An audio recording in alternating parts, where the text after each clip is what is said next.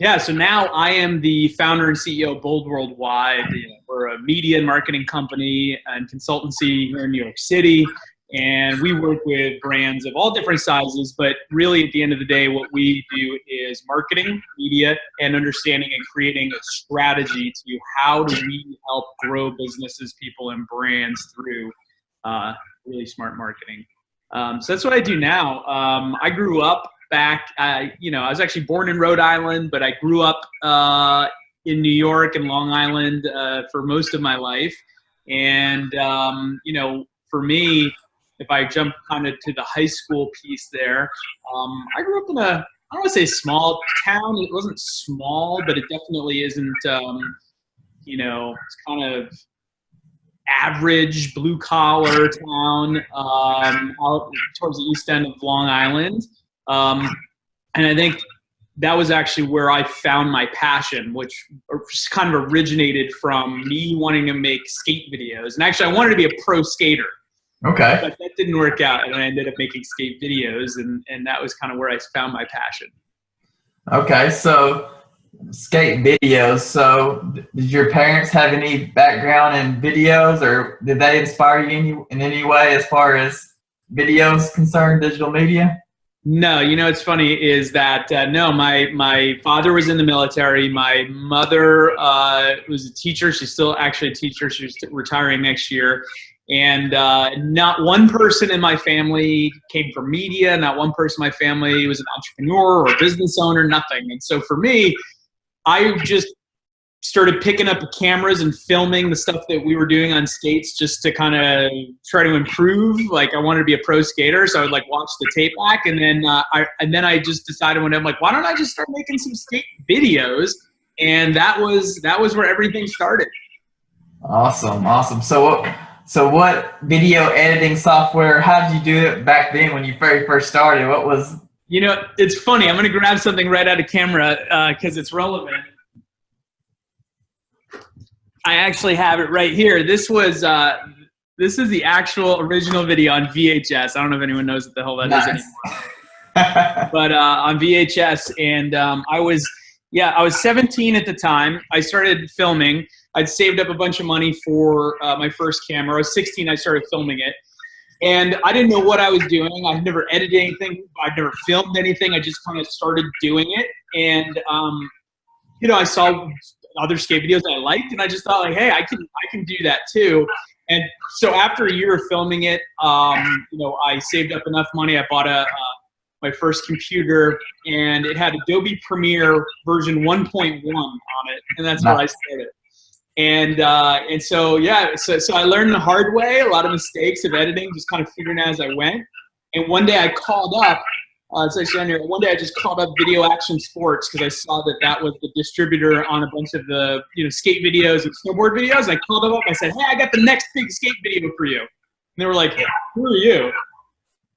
And then I created a relationship. I sold my first skate video. I sold 5,000 copies and made like 30 grand. Wow. So was it you on the video, or did you video somebody else that was skating? I videoed a bunch of other pro skaters and up-and-coming skaters. I put myself in like 3 or 4 clips. Like okay, so you got some acting. Okay, awesome. Exactly, dude. So how old were you when you did this? I was 16 when I started doing it. I was 17 when I sold the skate video, my first one. What went through your mind to actually look on the back of the VHS and call them up at 17 years old? It's really funny because I was thinking about this, actually. I had a conversation about this the other day, and I was trying to tap into that. Because I was thinking, I'm like, what was it? Like, I just didn't think about it. I just didn't really care. I was just like, hey, I want to make a skate video.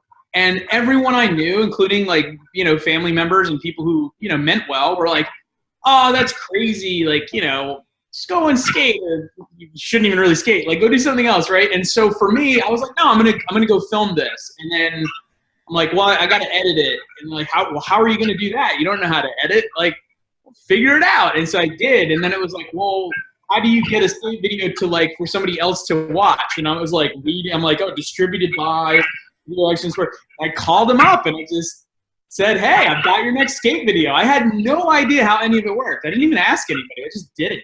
Yeah. So my next question is, can we see, is this video somewhere on YouTube? Can we find this video, like a small clip? I mean, I want to see this professional 17-year-old video. Oh my gosh. You know, it's funny. I actually don't have it loaded up digitally anywhere. I think there's like 1 or 2 short clips that made it into a Growing Bold episode where we recorded those. But you're right. I need somebody to like take this off of VHS because it's, who knows how long it's going to last. Dude, that's amazing. Like, and kind of like you reaching out to them. I mean, in 2018 how I even started iSocialMentor, I just started reaching out to people on social media, DM, you know.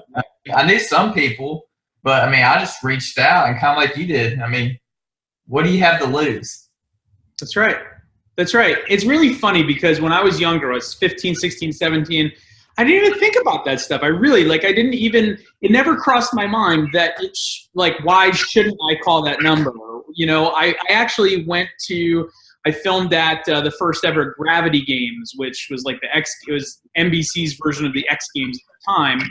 And I remember it was the first year of it, and I just called them up and I'm like, hey, how do I get a press pass? I was like 17 years old. I'm like, I think back now and I'd be like, oh, well, you can't call them because you're not press. And they even said to me, then they're like, well, what media outlet are you with? I'm like, I'm making a skate video. And they're like, what media outlet? I'm like, Triborough Productions. I just like made it up on the spot. And like, that's what was on the video. That's what I ended up calling it, right? So I'm like, and I got press passes and I went and I filmed there and like on the ramps, like I'm in the background of some shots on NBC somewhere, like an old DV camera. I just did it.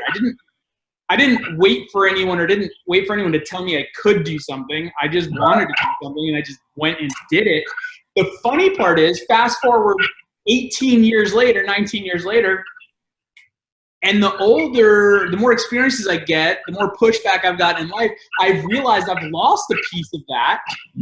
I've gained a lot of it back now, but I feel like you lose a little bit of that over time. Like, well, and you start thinking about all the scenarios and overthinking, well, what if this person says no? Or what if I call them up and they're like, your video's not good enough? I don't know. It's weird. The older, like, I feel like there's that moment when you're younger, when you're a kid, and you just don't think about that stuff. And adults maybe try to tell you should think about that stuff. And the reality is it's the best time to just believe in yourself and just not worry about those things. And I don't, there's obviously things that like have negative impact on your life. Like don't go do something stupid. But if you want to go make a movie, you want to go make a skate video, you want to start a business, just go do it. I mean, everyone kept telling me like, dude, you can't just go start a skate video. You can't go make a skate video. You got to go to school and college and all this stuff. I made, not only did I make a skate video before I went to college and sold it for, at that time, was insane amount of money to me, but I had produced 3 local TV commercials for clients before I even graduated high school. Yeah. But not because somebody said, oh, you should do this. I just started doing it. Yeah. That was it. Yeah.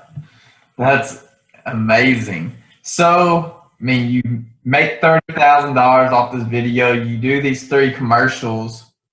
Why did you go to college? Did you feel it was necessary? Well, it was really interesting actually, because that next year, my senior year of high school, didn't turn 18 years old, and a couple things. One, everyone said I had to. Like, it's just what you do. You go to college, you get your degree, and so for me, I wanted to be a filmmaker, director or something at the time. So I was like, okay, and I started looking into colleges. My senior year of high school, but I still wasn't sure. My senior year of high school, it's October that year before I'm graduating. And it's also my dad's last year in the military. He'd been in the military for 31 years. He was a lieutenant colonel in the Air Force. And he was retiring.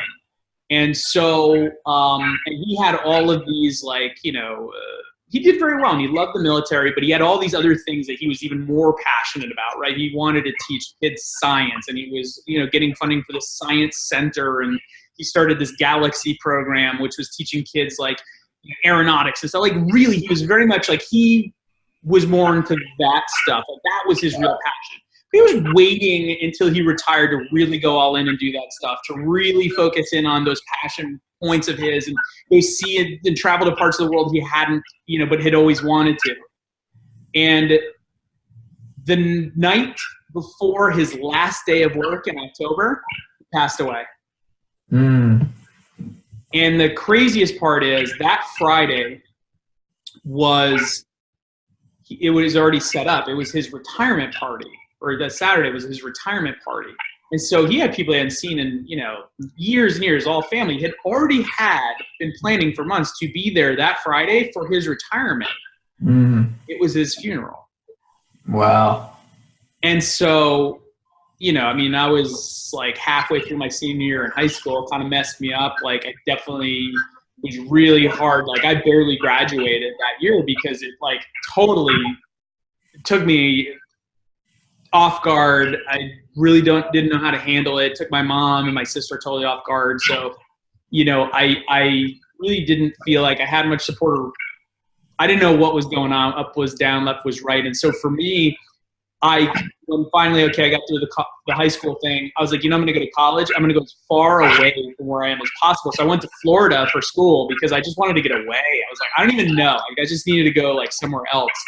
And so I did 2 years at an art school. I got my associate's degree, and then I went on for my bachelor's. In the first week of my bachelor's, one of the teachers, my second or third class of the week, says, "Hey, who here has experience in the field?"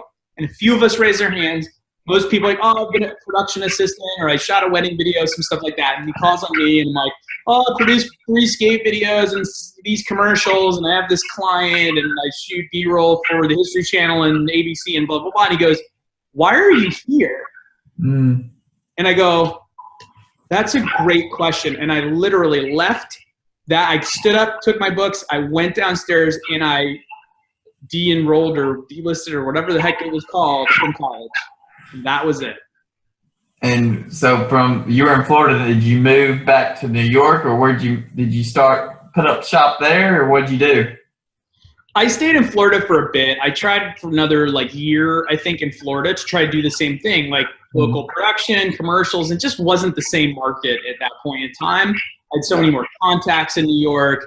New York was such a bigger market. And so I stayed there for a while. I did it down there, but really my passion, I was like, I need to go back to New York and do what I know. And I moved back to New York and started freelancing and doing small production jobs and so forth. Yeah. So, I mean, a lot of kids might have the same passion as you as far as videography is concerned. But I'm interested in that first year. I mean, even though it was a struggle in Florida, like what were the struggles? Like what did you learn in that first year of struggles, and how did you transform that into where you're at today?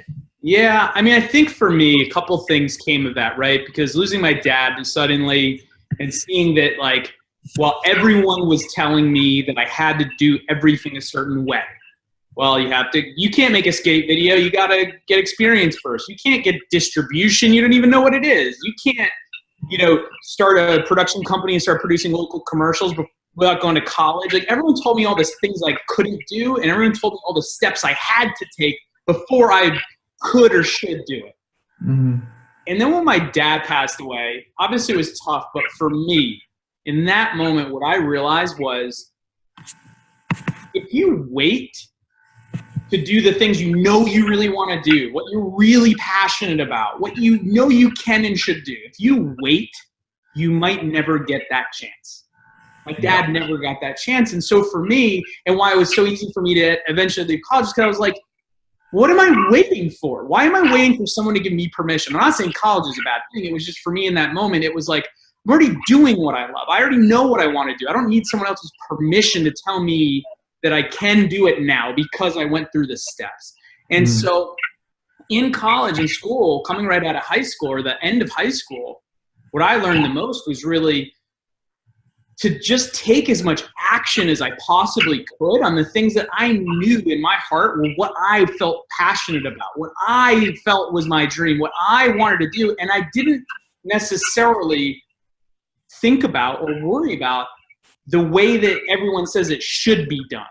that you have to do things in a certain order. I just went at how I think it should be done. And now it wasn't always the right way, but it allowed me to, I operated from this place of like, if I don't do it now, maybe I won't get a chance. And so it really opened me up to do so much those next few years, to get so much experience, to make phone calls and connections I might not have otherwise done because I would have been afraid to do it, or because people say, oh, well, you can't do that now. You can't get your internship until you've gone through. I was already working while people were still waiting to get their internship. I was already doing business, not because I knew any better, just because why? I don't need to wait. And so that for me was one of the biggest lessons, and what I took advantage of while I was in school, at least in the art school and college, was being around other people that were that passionate, being around the equipment that I would otherwise not have been able to afford to touch and experience. And I spent as much time as I could, like learning, trying, going out into the real world and doing it, finding little job opportunities, even if they didn't pay well, just to get the experience, the exposure, the contacts, the touch the equipment that I couldn't afford. It was all of those things, and really it just came down to taking action and not waiting for anyone else to tell me that that was when I could do it. Yeah. So during this time, I mean, you were taking action, you're being intentional. Did you have a mentor or somebody that was older that was kind of there that you could bounce ideas off of, or was this just Brian Cristiano just going at it? No, I mean, I wouldn't say I had a specific mentor. I didn't have a person, you know, I think that was a big void in my life. I didn't really have a specific mentor, but there were people in my life time to time that did kind of help point me in the right direction. I had a teacher in high school in a video program that really, I think he saw my talent, and he really took me under his wing a little bit during that time. During college, I was kind of just off in my own world, but that's when I started, you know, watching documentaries and starting to read a bit more. I wasn't a big fan of reading, but that's when I started to read a bit more. And what was funny about that is I wasn't a fan of reading in high school. I didn't enjoy it. Yeah. I thought it was just like, oh, I hate reading. But what I realized is I just wasn't reading the stuff I liked. And as I started reading things I enjoyed and was learning from, I liked reading about what I liked. And so that was some cool stuff that happened for me. And so I found little, like, I wouldn't call them mentors, but I found books of people that had done the things I wanted to do, and I'd read about them and how they did it.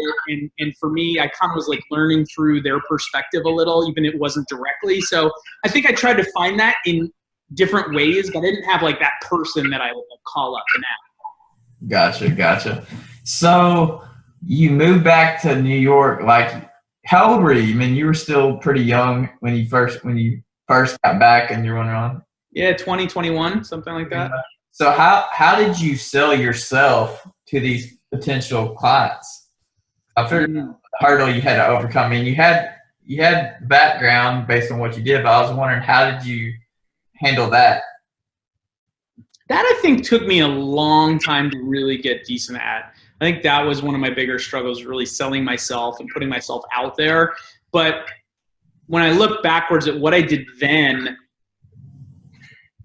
I would ask for referrals, you know? And so it was like, I went back to that, you know, skate shop I shot a commercial for and said, hey, you know, do you guys need any more videos this year? No, we don't. Okay, do you know anyone else who does?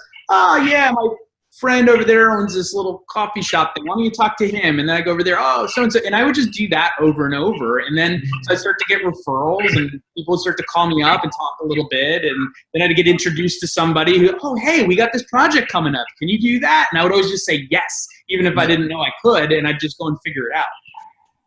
I like that. So for kids that are interested in videography, that are in middle school, high school, I mean, what do you suggest? That they just start making videos now? I mean, is there a wrong way to go about it other than start making stuff? No. Here's the beauty, right? And I think like what's funny is I think back to you know, probably when you and I were both younger, when I did it, there wasn't YouTube, there wasn't Instagram, there wasn't social media, there wasn't anywhere I could like make a video and like show anyone else other than like in my oown room on my computer. Unless I like made a video and sent it to someone. That's so crazy. Isn't it funny? I think back, as a quick side note, I think back like, cause I had like 3 or 4 of those little local clients that I got while I was still in high school, and I went to college and I went to Florida, but I kept them as clients. So what I would do is I would fly up during my break. I'd go and film a bunch of stuff for them. I'd go back to school. I'd edit it. And I'd have to FedEx them DVDs and like tapes because there was no like download this video link, right? Like I think I'm like, oh my gosh, that was the early 2000s and it still was so like, wow, there's nothing existed. But so the difference was then I had to go, dude, I had to make my first skate video. I went and I was a busboy for an entire summer, saved up every dollar I could to go and buy my first, you know, high camera to go film on. Then I went and filmed on it. And then I had to go the next summer and save up to get a computer to edit on. The thing is now, dude, just take out everyone's got a phone, including high school kids. The cameras on those phones are probably 20 times better resolution quality than what I had back then. So everyone already has the equipment that they need. Everyone already, and here's the thing, you don't have to call up Video Action Sports to get distribution. Put it on YouTube. Yeah. You know, and so for me, I think my biggest tip would be just start making videos. But think about, if that's what you want to do, but think about what do you want people to know, or what's the story you want to tell? Because there's so many people that obviously, you know, use social media and cell phones and video just to put stuff out there, just because they feel like they have to show their life. And that's cool. But just ask yourself, like, what do I want people to know, or what story do I want to tell? Ask that first, then make as much video and content as you can about it. Make long ones, short ones, try different things, and see what works. The only way you get better is to do it. And you have the opportunity now in high school. You don't have to wait to get a $10,000 camera. You got it in your pocket. You don't have to wait to get distribution for somebody to watch it. You can text it somebody. What do you think? Did you like it? Share it on social media. So I think that that's the benefit today, is you can and should just start practicing right away and have fun with it. Yeah. Try stuff, you know? Yeah. And so in your personal opinion, going to college, the actual education in college, did that benefit you in your videography, or was that, I mean, if videography is their passion, do you say that college is necessary? It's subjective, but in your opinion, for a videography, if that's your passion, that's what you want to pursue, do you think college is necessary? No, I absolutely do not. I don't think college is necessary for most things. Now, obviously, you want to be a doctor or a lawyer or something like that, you have to. Right. And I'm not saying don't go to college, but what I am saying is, especially now, it's so freaking expensive. I mean, dude, I employ dozens of people, and how many of them are 2-3 years out of college, and then, you know, they'll tell me how much they owe in college tuition, and I'm like, oh my God, like, you can own a freaking house. Like, why? And they don't necessarily, and they still have so much to learn in the real world versus, you know, the academic world. And so I'm not saying it's not valuable. I'm not saying people shouldn't go, but I really do think it's a problem where people feel like they should. That everyone tells them, oh, you have to go to college. You have to get this degree. Brian, you have to go before you know, take so many years before you can have an internship. You can't go work without having taken this 103 class. But I did. Yeah. And no one stopped me. Yeah. And I own a multi-million-dollar business, and I don't have a business degree. I don't even have a marketing degree. Yeah. Like, why? Because I learned so much more by doing. And now, again, like, yes, can you learn stuff at college? The biggest benefit I had was having access to the equipment. You know, I took advantage of that stuff. I think, you know, the other advantageous part about college that I wish someone would have told me are the connections. I didn't do as good of a job. Like, connect with every professor, teacher, person working there. Ask them for referrals. Who do they know? Can they give you an intro? You work free at somebody they know is business if you can just get in there. Like, the connections and the access to the equipment, or the access to the technology, or the access to, you know, the condensed learnings, I think is important. If that's what you're going to do, go and utilize that to the maximum. But outside of that, especially today, Dude, again, we didn't have YouTube, so I couldn't go on and say, hey, how do I start a Facebook campaign? Hey, how do I edit a video? How do I learn Adobe Premiere? I couldn't do that. I literally had to learn in trial and error. You could go on YouTube today. That's crazy. How do I edit on Adobe Premiere? There's 5,000 videos. You could be a pro in 7 hours. I did not even think about it. I was like, man, because if I'm looking up how to figure out how to edit on Adobe, I'm like, YouTube. I'm like, I just thought about you. You didn't have YouTube. You literally had to learn it. Completely trial and error. Yeah. That's awesome. And so one thing I want to hit on, I want students to realize you can have all the talent in the world at making videos, but one thing that makes you different is you took action as far as reaching out to clients, to people that could use your product. It's one thing to be able to have the talent, but you have to be able to act as well. Yeah, I think that's it, because here's the other thing. I think there's so many people that are so talented that no one knows about and may never know about because they're too afraid to put themselves out there. They're too afraid to make that phone call. They're too afraid to network or pick up the phone or send that direct message. And that's 90% of it, is just taking that level of action and just saying, hey, I don't know completely, but I'm going to ask somebody. And it's okay I don't know. And I don't even need to lie about it. Just say, hey, I don't know, but can you show me? Can you teach me? Can you point me in the right direction? Who do you know that I could talk to? Hey, can I do this video for you for free? Because I just want to show you, show you what I can do. That action will take you farther than how talented you are, how long you worked on your project, right? And so for me, it really does come down to just taking the action, making a phone call. Like, it's cool. You don't have to do it in a specific order. You don't need to lie about anything. You don't need to pretend you're more than you are. You just be, and it's better that you don't. It's better to just be honest where you are. But you don't need to wait for that class to show you how to use Adobe Premiere. Just go learn it right now, if that's what you want to do. And if that's not what you want to do, and you want to, I don't know, you want to learn to do something else in your life, you want to be a great writer, awesome. Go online, find a meetup that you can go to with like professional editors and writers. Hey, can I shadow you for a day? Can I learn something? How do you, man, you can learn so much. And that's the thing. Everything all of us want to know is right at our fingertips. I know it. But most people don't take the action to actually get it. They're waiting for someone to give it to them. Just go and get it. Like, go for it. So let's say 3 things that you would suggest high school students to go check out, whether it's a podcast, a book, or a YouTube video, or something that can provide them extreme value. What are 3 things that you would suggest them to check out? Whew, that is awesome. Let me think about this for a second, because I want to give a real answer. Well, I think that then there's a few different sites. I'm not giving this one specifically. It's just the only specific one I can think of. But like Udemy, which is like the online like courses class, and there's all sorts of like professionals that go on there, and they have like 1-hour courses to like 10-hour courses. There's a few different master class, I think has a website. There's a bunch of them, but Udemy is the only one that pops in my head right now, where, okay, you want to learn how to light for video. There's 20 courses on there taught by professionals that are either professors or professionals in their field, or like real directors of Hollywood. And they're cheap, like 20 bucks, 15 bucks, 8 bucks. They have a set, $5. Go take these courses. They're right there right now. You don't have to wait for college. Like, just go look. Take tonight. Go log in. Find something that you're passionate about.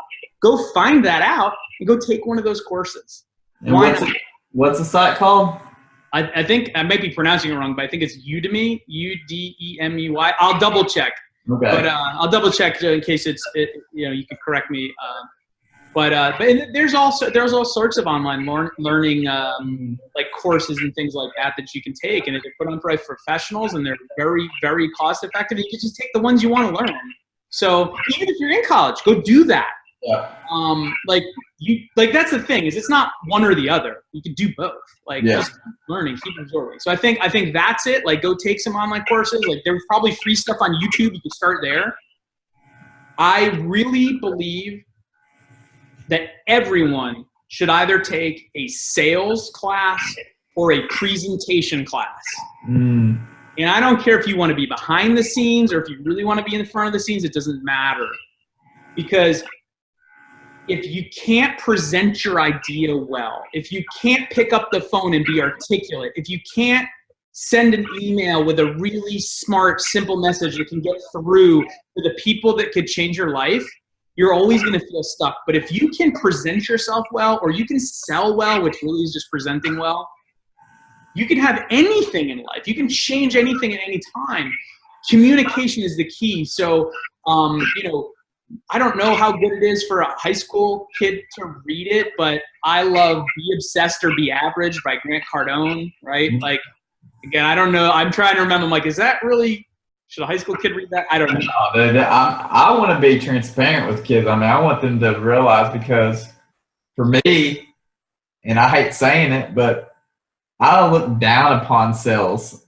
Like, you didn't need a degree for it. I just like, that's for people that aren't smart, that can't go to college. And now I realize just a sales mentality, whatever career you're in. You don't even have to be in sales, but if you can kind of like be able to communicate and be able to sell yourself or sell your product or service, like, that's a game changer. And kids have access to all this information, all these people, like, and they can master it at middle school, high school, Yes. And that's the one thing in my mind, like, man, I wish I would have just soaked up every single thing on sales when I was a kid.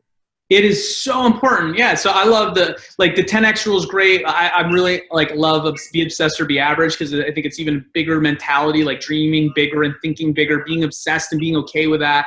I think is a great thing. Like, I followed my passion. I got really excited and I knew what I wanted, and I didn't wait for someone else to give it to me. I just went for it. Yeah, I stumbled and I learned and screwed up a million times, and that's okay. But I kept going because I was passionate about it. And so learning sales is so important, because, like you said, it's in everything. It's not just, people think of sales as like the car salesman, but the sale, that might be, and that's a great job. A lot of people make a lot of money doing that if that's what you want to do. So that's not a bad thing either. But you're selling yourself. You and me are selling each other. You sold me on, hey, let's take some time. Let's do this video. We met at 10X. Like, everyone is selling each other on something, an idea, a creative idea, a passion, what they should do, what they shouldn't do. Like, you're selling somebody you want to get on a date. You're selling them on you. Yeah. So everyone's always selling. And I think the other part of that is, which because I hire a lot, people that come out of college and then they want a job, you're selling yourself. Yeah. And if you're just doing what everyone else taught you and checking the boxes that were in that chapter of that book that everyone read, everyone sounds the same. But the person that understands how to present, how to sell, they cut through the noise and they get the job. I mean, you still got to be good at the job. But, like, there's a big difference there. Selling and presentation skills are so important. I wish I'd learned them earlier. Yeah. And like I said, you got to perfect sales, but also it's important, you got to provide value. If you not provide, you can be awesome at sales, but if you can't provide value, it's the long game. It's not going to be good. So make sure, on top of being sales, make sure it's something that you believe in and something that you actually are providing value to somebody, and not just trying to juice somebody. Yeah, right. Exactly. I agree. And here's the thing. I think it boils down to so simply to, is this something really deep down, if you weren't getting paid for it, would you still be passionate about it? If the answer is yes, then it clearly has value for you, which means it has value for someone else. If the answer is no, go find something you're really passionate about, because just chasing the quick dollar is never going to make you happy. That's never going to make you fulfilled.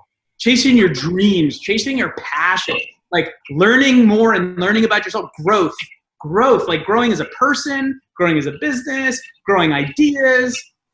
That's like fulfillment in every aspect of life. Love it.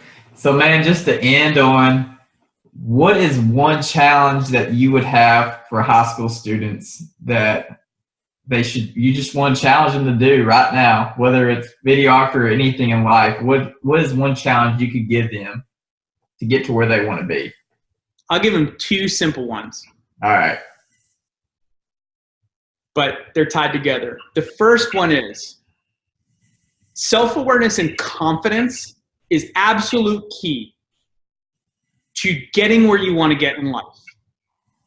And I think in high school, there's just so many changes going on.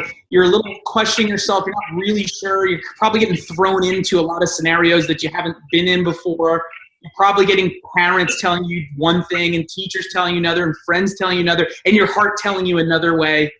And it makes you unconfident and unsure sometimes. And I don't think anyone really teaches people like how to feel confidence or how to be self-aware of what they really want. And so the first thing is, go, whether outside or in school or wherever you are where there's a lot of people, look everyone in the eyes as you're walking by and don't break the stare first. Get the other person to look away. It sounds silly, but you're going to learn a couple things, and this helped me through a very tough time in my life, another story for another day.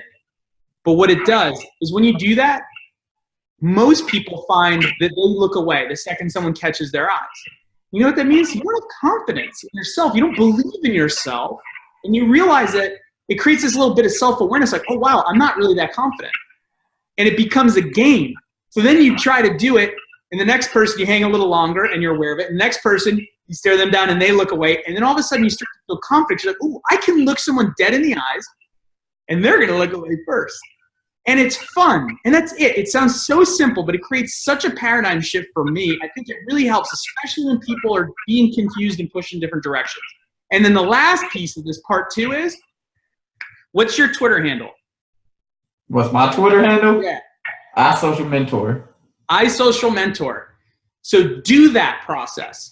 Do it until you realize you can confidently stare someone in the eyes and they'll break the stare first. And then you realize that like it's changed you in some way and like laugh about it. Tweet at you and tweet at me at Bold CEO and tell us what that made you realize. I love it.